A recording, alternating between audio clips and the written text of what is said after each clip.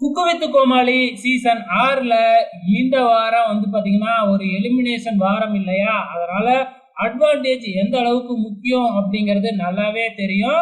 So இந்த வாரம் advantage task என்ன கொடுத்துருந்தாங்க அப்படின்னா, திண்டுக்கல் தலப்பாக்கட்டு பிரியாணி 2 கிலோ கொடுத்துருவாங்க எல்லாருக்குமே.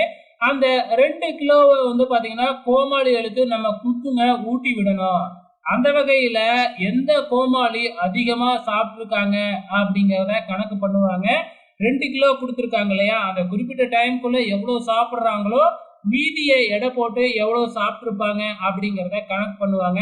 ரொம்ப பார்க்கும் பொழுது புகழ் தான் சாப்பிடுவாப்புல அப்படின்னு நாமெல்லாம் எதிர்பார்த்தோம். ஆனா இருக்கிறதுலயே ரொம்ப கம்மியா சாப்பிட்டது புகழ் தாங்க. யாரு சாப்பிடவே மாட்டாங்க அப்படின்னு நினைச்சோமோ அவங்க தாங்க அட்வான்டேஜ் டாஸ்கை வின் பண்ணி இருக்கிறாங்க. நம்ம சுனிதா தாங்க அதிகமா சாப்பிட்டு அட்வான்டேஜ் டாஸ்கை வின் பண்ணி கொடுத்துருக்காங்க நம்ம நந்தகுமாருக்கு. ஸோ நந்தகுமார் ஏற்கனவே டேஞ்சர் ஜோன்ல இருக்கிறாங்க.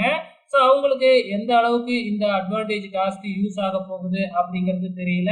சுனிதா 1300 கிராமுக்கு மேல அந்த பிரியாணியை சாப்பிட்டு அட்வான்டேஜை வின் பண்ணி இருக்கிறாங்க. உங்களோட கமெண்ட்ஸை மறக்காம இந்த வீடியோ கீழே கமெண்ட் பண்ணுங்க.